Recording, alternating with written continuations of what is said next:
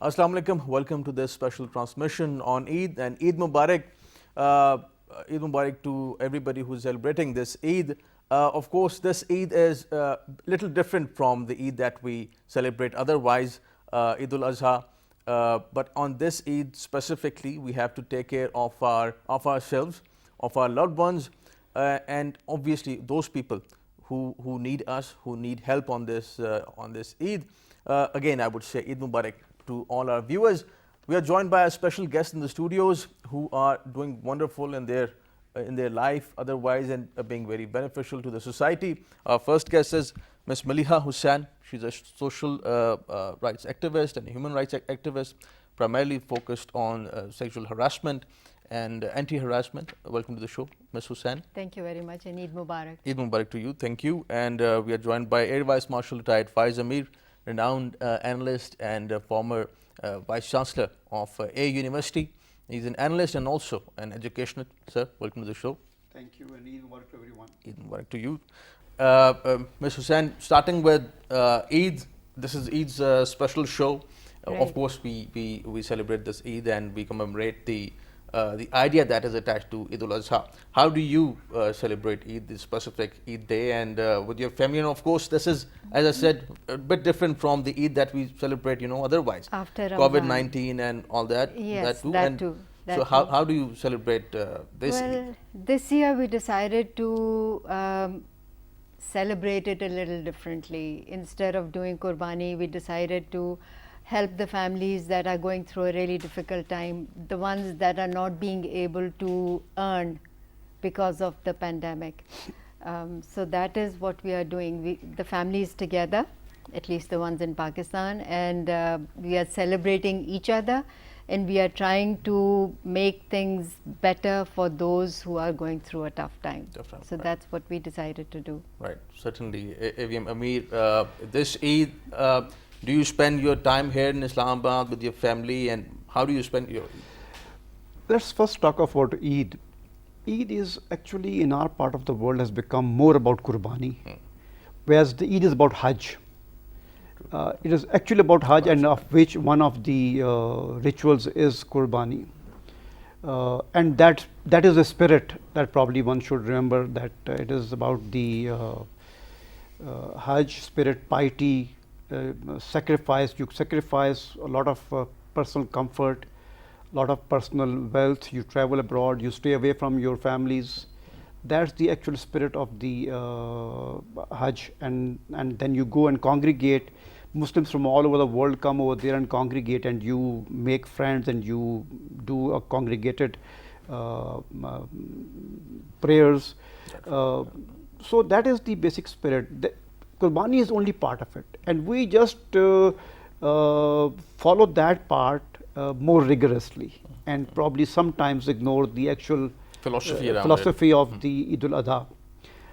As far as since it is main ritual here, so I used to spend it with my parents earlier, and in Peshawar at my parents' home.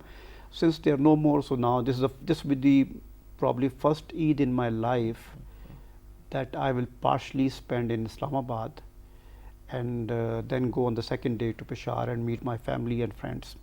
As far as Qurbani is concerned, I have divided in two parts. One part is remote, that I have sent the money to the people to do Qurbani for me, and partial just because we are so used to it. So I'll have 1 hour sacrifice at my own place. So, Ms. Hussain, talking about this whole Eid concept, compassion and sacrifice, that's very important, specifically when we talk about these challenging times. As you mentioned earlier, there are so many people in Pakistan otherwise living below the poverty line. They're in need, and this Qurbani, as AVM Amir talked about, is about compassion. So focused more on Qurbani, and perhaps at times we are less focused on the philosophy of Hajj itself and on the philosophy of compassion. By the way, social rights is also all about compassion and sacrifice and working for the people. How do you see this? Yes, it is. See, Hajj is only for people who go to perform Hajj. So they go through the whole process. But people who are not going to perform Hajj, when they stay back, that I guess that is one of the reasons why the focus increases on Qurbani. But as I said earlier, compassion is very important. Thinking about the people who are going through a difficult time because of the COVID pandemic.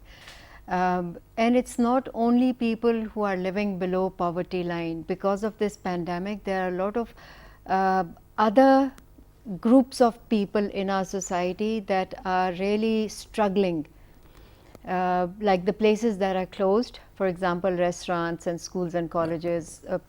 Some people get their salaries sitting at home that are working for organizations, but the small businesses that are not allowed to open up. And the first example that's coming to my mind is restaurants, because you can't go there anymore. So what are they doing? Are they even able to pay the staff that was working for them? So if they are not making money, how can they pay? So those are the groups of people that we are trying to focus on, and looking at how can we be compassionate and do something to help them out.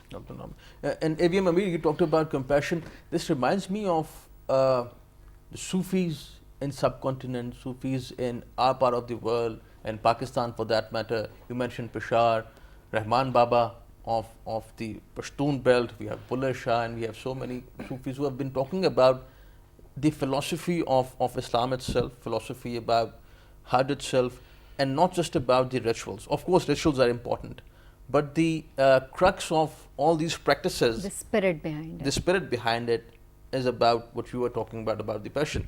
Have you been reading these Sufis, and a little different from the ritual? I haven't read much of Sufism, but I would see it in another context. When you see of sacrifice, compassion, devotion, commitment, the various movements in the world that have been there for freedom, for people's right, they actually have the same spirit. If you look at the Pakistan movement and birth of Pakistan, that has the same spirit, that there's a group of people who devoted themselves, they left everything, and they devoted their lives to the cause of one nation, and they worked till the end, and then they achieved that. So that is may not be the same thing. Spirit is the same. Now, another example that comes to my mind is Nelson Mandela. 18th July probably was his anniversary. 27, 28 years in jail, and for the rights of his own people, against the worst kind of racism in the world, apartheid, anti-apartheid. His entire life was devoted to that. And what people expected was that when the Mandela comes out, or when the blacks rise, there will be great massacre in South Africa. And he'll be vindictive. And they will be vindictive. But the way he went about, he sacrificed his own vindictiveness, his vengeance, his own self, his own previous thoughts and beliefs, and he went on to reconciliation and rapprochement. So that is the kind of spirit. So the religion provides you that framework to work in. It doesn't ask you to work in rituals or believe in rituals. It gives you a mindset. It gives you a framework to think about yourself and take those tenets forward and then implement in your own life. Now, today is probably even fight against corona. Our doctors, they have the same spirit. If you look at doctors, they have, so many of them have laid their lives world over, and the medical staff. So that is the spirit that you probably take from your own religion. So religion is not something that binds you, straitjackets you. It gives you ideas. It gives you that spirit, that motivation to work for the cause of the people. What did the messengers of Allah do? They worked for the betterment of the people. Even Fateh Makkah. Fateh Makkah. If you recall the last khutbah of Hazur, sermon, that's a jewel of a literature. And that's a democratic mandate, charter for the entire world. So if you take those spirits, those ideas with you, then everything that you do, if you keep those things in mind, actually you're following those rituals and following the spirit of those Islamic tenets, or your religious tenets. They don't have to be Islamic tenets. So I think today's world, they fight against poverty, they fight against illiteracy, they fight against overpopulation, they fight against disease, they fight against sexual harassment. Ignorance. These are ignorance. Right, yeah. So these are all those fights that you are doing in the following of your religious tenets. And talking about, very rightly said, Amir, and Mr. Hussain, talking about this idea of Pakistan that was Marshal Amir just talked about, we all are Pakistanis, and no matter what our religion is, irrespective of our caste or creed, we are working for a single idea, and the idea is Pakistan. We work about the unity in Pakistan. You must have traveled many places in Pakistan. Yes. How do you see the unity in Pakistan, unity in diversity for that matter? How do you see this, and how can we better work on this? See, I think Pakistan is one of the most diverse countries in the world. In the States, I lived abroad, and there people used to talk about diversity, and I would always laugh at them, even though they are very different people who have come from different nations, different countries, different continents living there. But I think Pakistan is inherently diverse. As I was growing up, I used to think that, you know, there are 4 or 5 provinces, and every province has its own culture and dress and language. But, you know, when you look at it a little closely, that is not true. We have close to 100 different languages that are spoken by different groups of people. That's right. And they all have their own culture and their own Different dresses. dialects and, you know. Not only dialects, totally different languages. That's right. If you only look at Gilgit-Baltistan and look at the number of languages that are spoken there, if you look at Balochistan and the number of languages, so we are a very diverse people. It's important for us to acknowledge the diversity, not treat as everyone being the same. Yes, unity in diversity, we are together because we are all Pakistanis, but being Pakistanis, we have our own differences. So acknowledging the diversity and respecting it and celebrating it, that is where you come up with a democratic society, where every segment of the society, people coming from different backgrounds, different ethnicities, different religions, feel that they are an equal citizen of Pakistan with the same rights, where they don't feel that they are above or beneath some of the others. So that is the Pakistan we need to work towards. Sometimes you see very good positive examples, but at times I realize that, you know, we forget why we created Pakistan, because we as a minority were not being treated in a fair manner, and we felt that we needed a country of our own. Right. So do we treat our minorities or citizens that are not in greater numbers equally or not? Something we need to continue asking ourselves. Are we doing that? Are we treating different people, different Pakistanis, different citizens of Pakistan equally or not? That's a very good point. We made this point of inclusiveness and pluralistic society. We are inherently a pluralistic society. We have different cultures, rightly said, different religions in Pakistan for that matter. And all these religions, people from minority sects, let's say, or other religions, they have been contributing to the idea of Pakistan. This pluralistic society and this inclusiveness, how do you see it, and do you think that we have been addressing the right issues, and where do we stand at the moment and our direction? Well, let's first take up this unity. I don't have to carry a flag every time wherever I go that I'm a Pakistani and we are one people. I think that's a very exaggerated kind of a sense about unity. I don't have to raise slogans whenever I go on the road or whenever I'm attending a conference or a meeting that I'm a Pakistani and we are one. If I am doing my job properly in my own sphere and I'm contributing towards my society, my community, society, I'm doing what I'm supposed to do, I think I'm contributing towards nationhood. Rightly said. Very well said. Now, where does the unity comes forward? It gets manifested. 2005 earthquake, 2010 the floods. Yes, yes. Wasn't the world, the country united? Didn't the country come out together to the support of everyone who was suffering?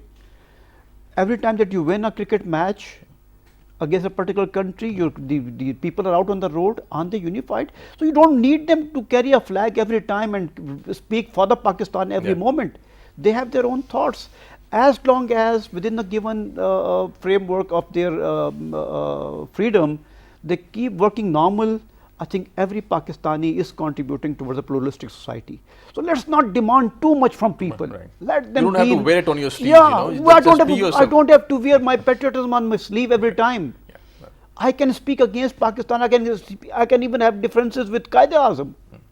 I can have differences with the government itself, but I can't have. I should not be speaking against the state, the country itself, the people. You mean you can have difference of opinion, but of course we are ultimately working for Pakistan. I mean, look at a garden, look at a park. The flowers are not the same color. Look at the shades of grass and shades of trees, and those different shades make a garden. If everything was one green color, it would be monotonous. So I think there is this white in our flag. Yeah, and that white, of course, signifies something. That means the pluralistic Pakistan. That white should be in your heart. Your heart should be white. Let people live their normal lives. Let people earn their livings. Let people have the basic amenities, basic rights. Let them live comfortably. People are united. They are pluralistic. What we need is patience. And I think good countries, good nations, good people develop patience with education and with time. I think when you have patience for me, you have patience for her, you have patience for anybody else. That is what is being a pluralistic society. I have to tolerate, I have to allow people to live the way they want to live, as long as they're living within the rules and rules of a society.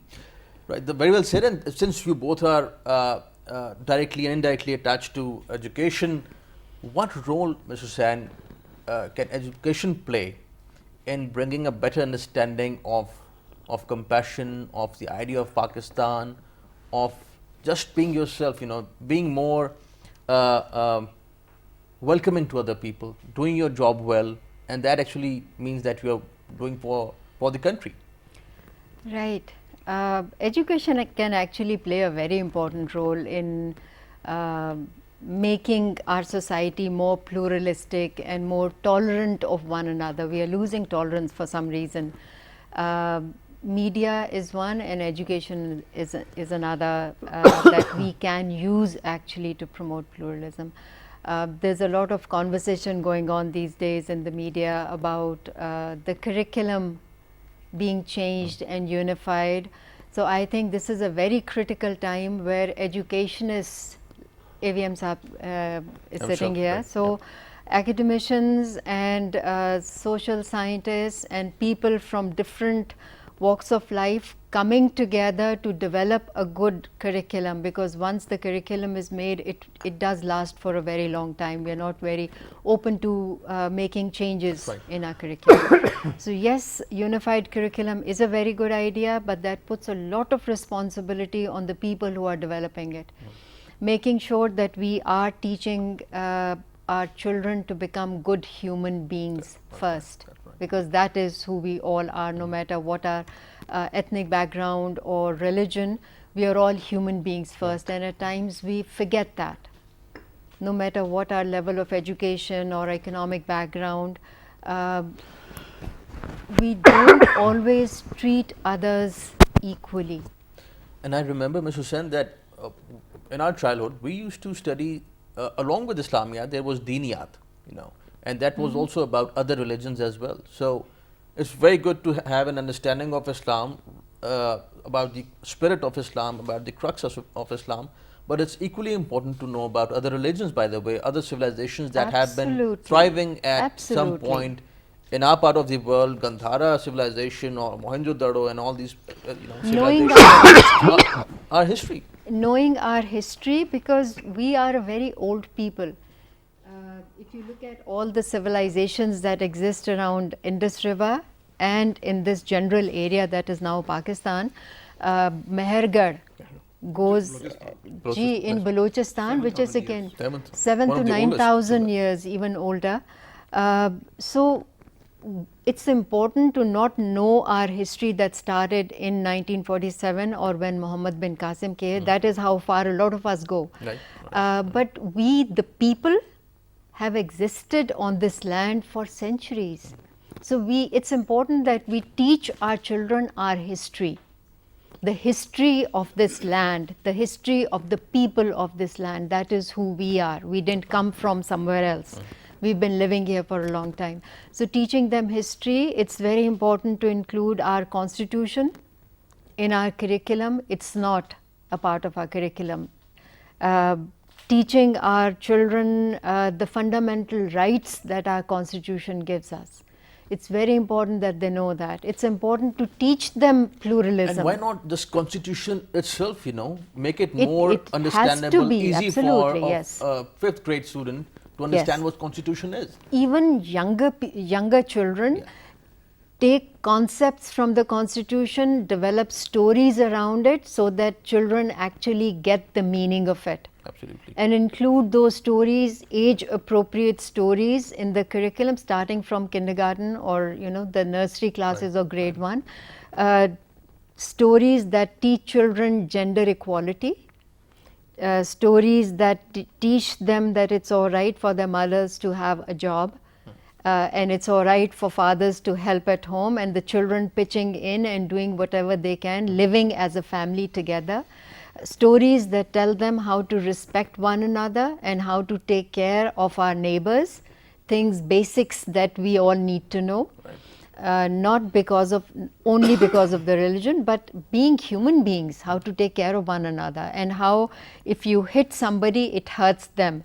So we don't want to inflict pain, because in our society today, it's so easy for people to get up and kill somebody, not realizing what they're doing. So making sure, adding all of this to our curriculum, so that we are raising better human beings. And once we do that, all it'll take is one generation. Children who go through this system, educational system, they will grow up to be much better human beings than we are. More tolerant. And better human beings. Better human beings. This idea of the philosophy of education. You yourself have been serving Vice Chancellor of a university. Education as a philosophy, as a practice, what do you think, what are the areas that we need to focus on specifically as we are talking about, educating our children about our history, about the idea of Pakistan, diversity?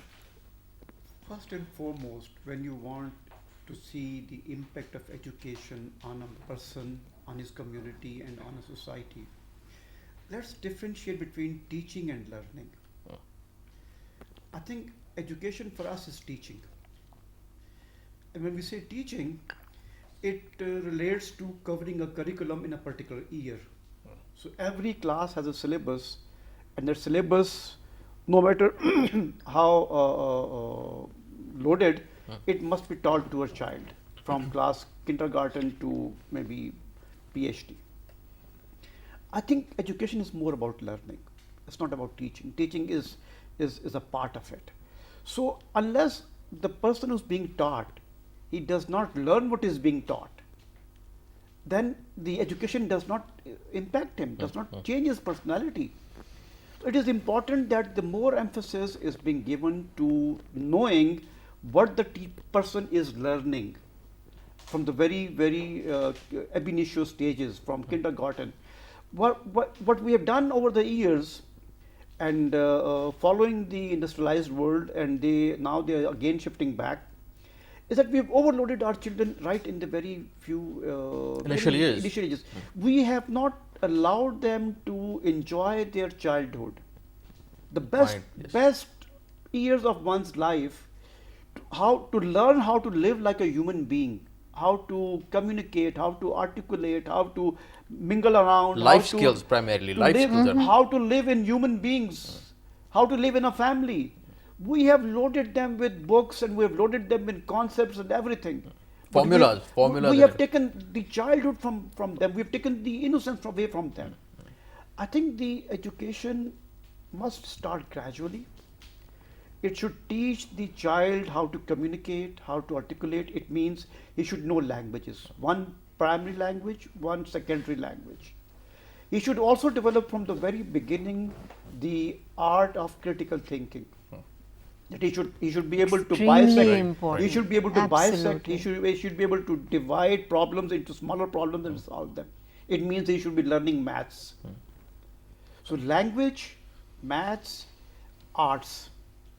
These are the three things that we should start. But we have somehow the child cannot pick up his bag, satchel. He cannot carry a satchel. Very rightly said. And Mr. Hussain, now this education has become more, as Bertrand Russell would call it, more ornamental.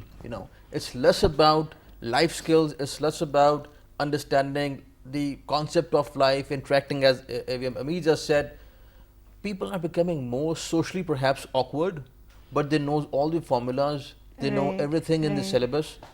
But when it comes to actually interacting with other people, living in an organization, working in an organization, our young people have, allow me to say, perhaps a poor understanding of that. Why exactly is that? That is true.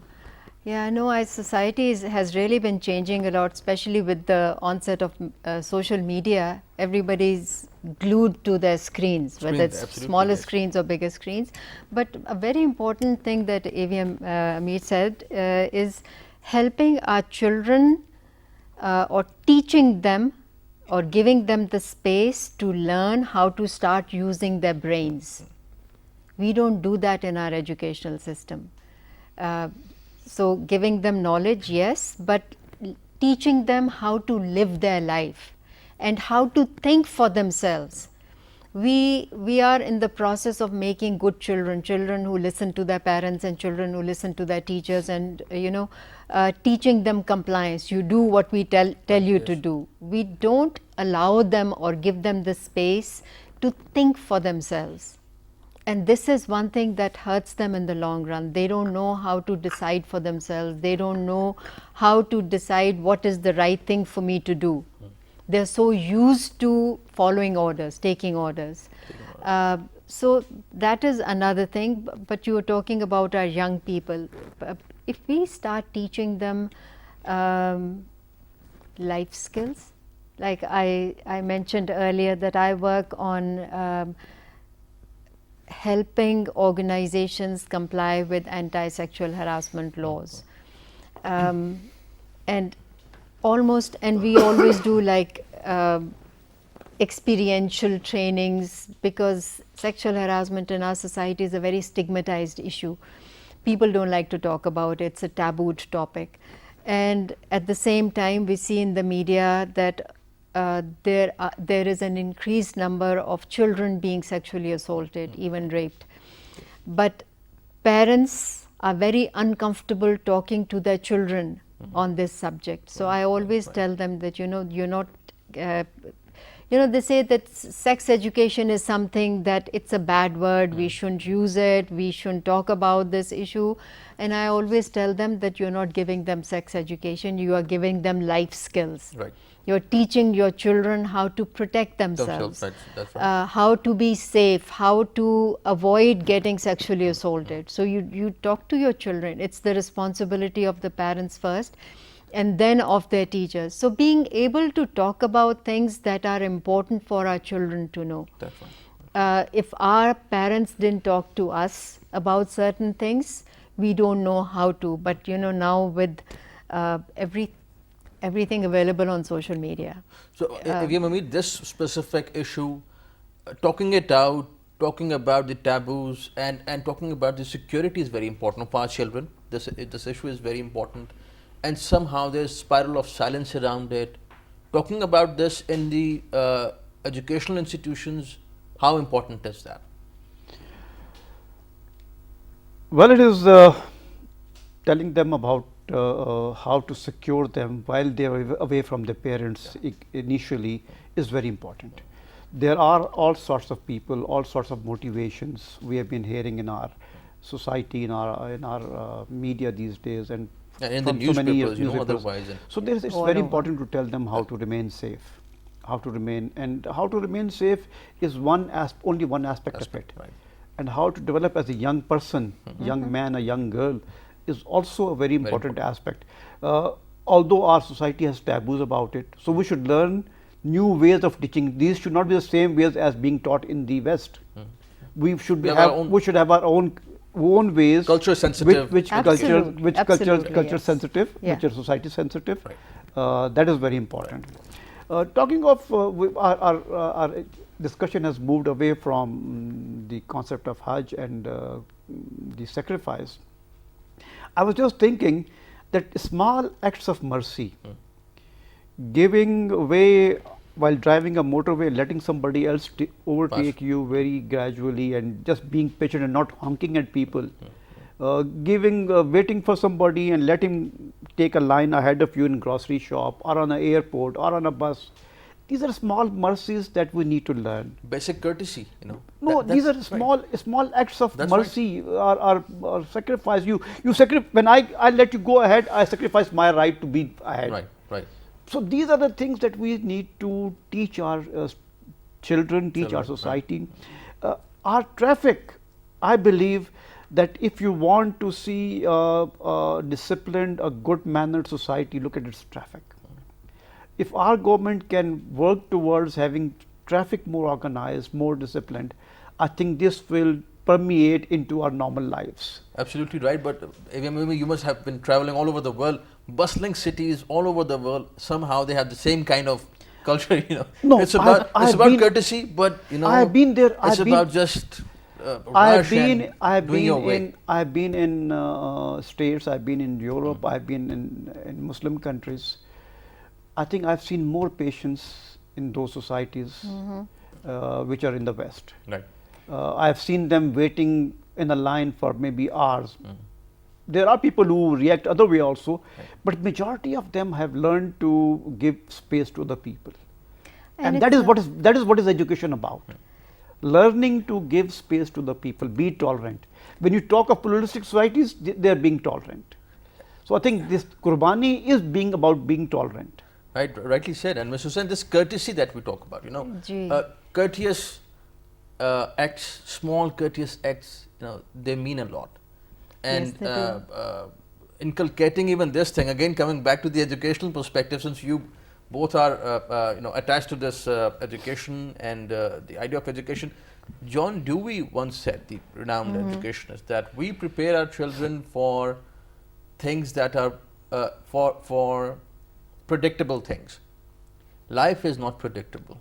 Life is unpredictable. And I would just also quote Banu Qudsiya for that matter, you know, that we don't teach our children about any big issue that might come up, some challenge in life, you know, some big challenge. Let it be a big disease, maybe, you know, a dangerous disease, anything, divorce, anything, any social issue. How do you deal with it, with such issues is important, and these things that require life skills. They don't require formulas. You cannot always go through the formulas, you know. So how do you see this? This is exactly what I was saying earlier, that giving them life skills, teaching them the difference between right and wrong, and then allowing your children to decide for themselves, because this is what will help them in the long run. Like if they are faced with any difficult situation, they'll be able to think through it, look at the situation, analyze it, and then decide what would be the best way to move forward. So this is something we start teaching our children at a very young age, starting from home. We at times focus a lot on what schools should do. Yes, they should do a lot, but these things start at home. Allowing your children the space to ask questions and communicating with you. They say that our children respect us so much that they don't say a word when we are around, especially fathers. So what sort of a relationship do fathers have with their children, where they're so scared of them that they don't dare say a word in front of them? that is not the relationship we want in a family. We want children to be comfortable enough talking to their mother and their father or any elders in the house very freely about anything that comes to their mind. We always tell them that, oh no, children don't talk about this, and you don't talk about religion, and you don't question religion. And ultimately this translates into a person's relationship with authority. Yes. So how does he Yes, respond to the authority? Because parents are the authority in the house, fathers especially Yes. are the authority in the house. Sir, how do you see this? Actually, when you mentioned preparing children for unknown emergencies, nowhere in the world people train for emergencies except probably a couple of professions that I know. Fire department is one, flying is second one. When you aircraft something goes wrong, how will you handle it? In normal life, you prepare your child by developing their character to handle unforeseen, unknown, unexpected emergencies. So how do you develop character? You develop character when your child sees you, how do you handle an emergency? And that is where he learns it. That's right. So if you have a sickness at home, if you have illness at home like corona, there have been families that had one or more members, people infected with this corona. Now how did that family handle that emergency? That is what the child learned, that how to handle a major emergency. And that's unconscious learning. Unconscious learning. Yeah. That is how you develop the character of your children. And that is the best training that the child learns from you, is not what you teach him, but what you do, he follows you. Yeah. So when you handle a financial emergency, when you handle a house collapse, when you handle a relationship collapse, when you handle a accident on the road, the way you handle them and the way your child sees you, he will be probably picking up those best things from your best and worst both. Yeah. From your behavior, and so that's the way you prepare your children, to giving them a sound character, a critical thinking, sound character. That's how you prepare them for things unknown. And probably the best relationship in the house is a father-son relationship, a father-daughter relationship, because he is the man who is probably seen as doing the fighting with odds of, or let's say doing things that are not supposed to be done, are not expected by the mother. Right. So when they see the father acting in a particular manner, that's what builds them for the life ahead. Very well said. Very well said. Thank you so much for joining us, Ms. Malia. Pleasure having on the show. Thank you for inviting us. Thank you for your time, AVM Amit. Thank you, Shamil. Thank you. Pleasure being here. Thank you so much for joining us. We learned a lot from you, both of you. Thank you so much. Thank you. That's all from this transmission. We'll continue our next transmission after this break. Stay with us.